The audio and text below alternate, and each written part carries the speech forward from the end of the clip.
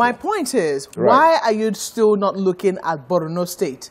You have now looked at the Federal Capital Territory, and you want to be the voice of the people of the Federal Capital Territory in the Senate. Why not for your native Borno, as you initially picked, and you say your people wanted you to run for? So this is where there is a misconception about the role of the legislature.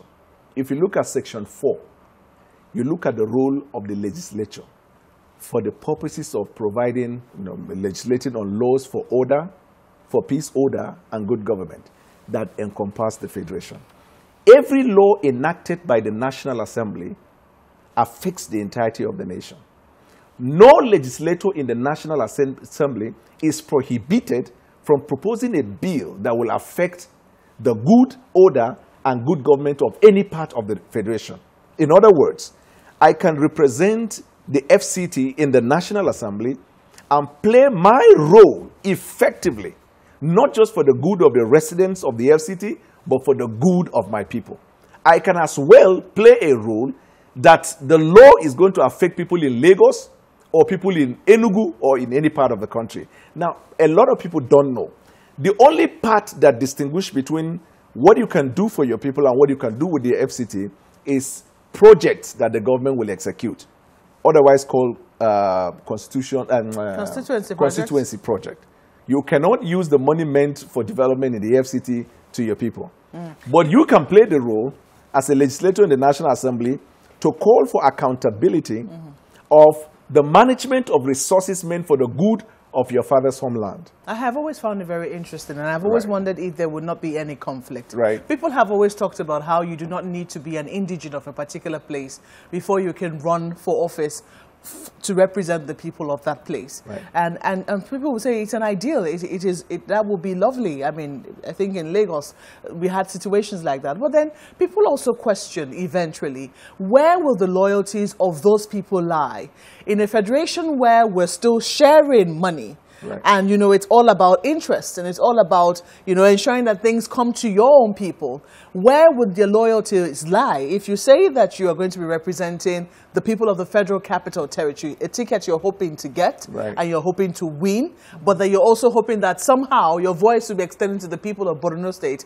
Will you not say that your loyalties will be divided? No, that's no way. The only part where your loyalty will be divided is if the law or the resources meant for the FCT is also sought for or challenged by the people from your constituency, which if you look at the Constitution and you look at the federal character principle and you look at the way resources are deployed for constituency, there can never be a contradiction, there can never be a conflict in that regard. You don't think that you need to earn the trust of the people? I mean, in Abuja, we all know that there's always this conflict between settlers and indigene. It's very simple. I can tell you that. And the indigents still feel that they have been cheated. How do you hope to earn the trust of the people? I mean, yes, of course, you represent the interest of cosmopolitan people like us, but then there's also the local population whose interest you must also represent. Which is why a forum like this is important for them to hear my point, for me to articulate that. And I can tell you that the sitting senator is from them.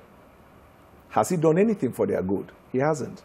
So what do we need in the National Assembly? People with heart, people with vision, people whose words can be trusted, people who are known as people who intervene for the purposes of good. I can tell you that, for example, what I will do for the residents when I become a senator in the FCT.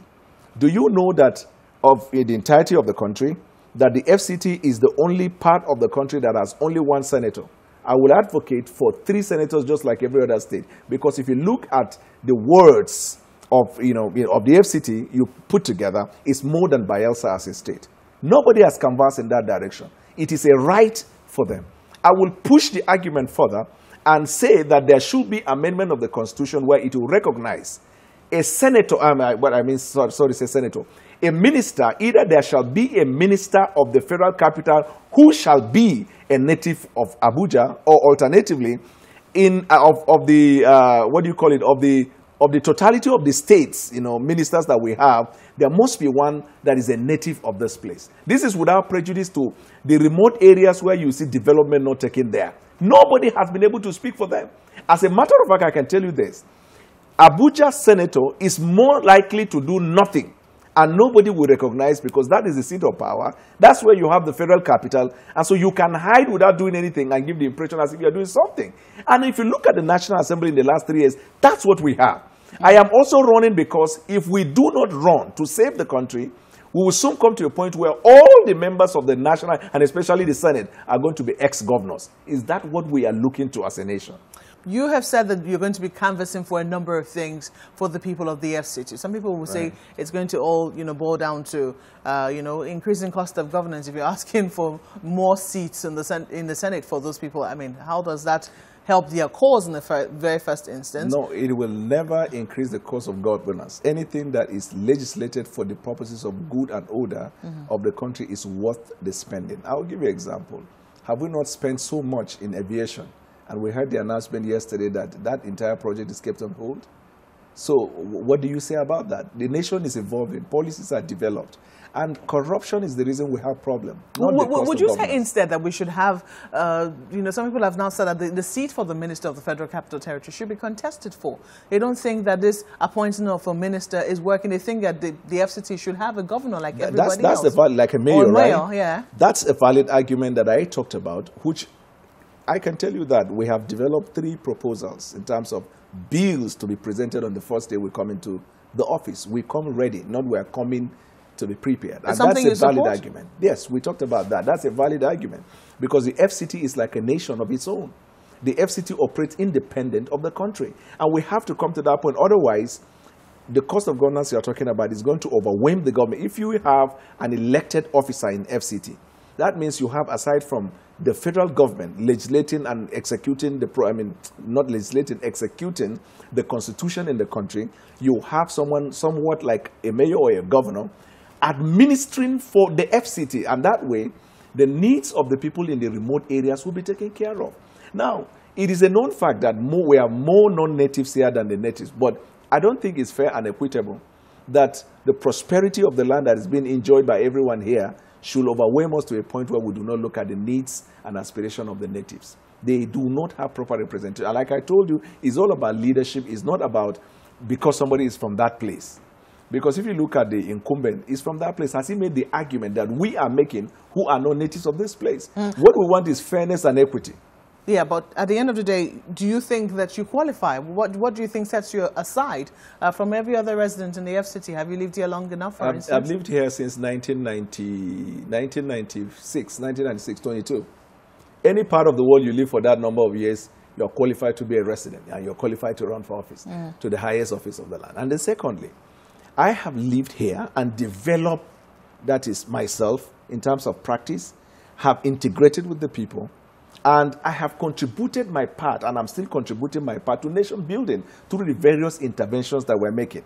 That you don't have to physically know me to know the principles that I stand by and to know what we can do when we get to office. It's not about the politics of saying this and then do a different thing. It's about what you say, live to it. If you can't do it, make it known to the people right from the beginning. And let me tell you another valid point. APC is being seen as a party that is not tolerant of the not too young to run. If I emerge as a senator in the FCT, it will cancel the argument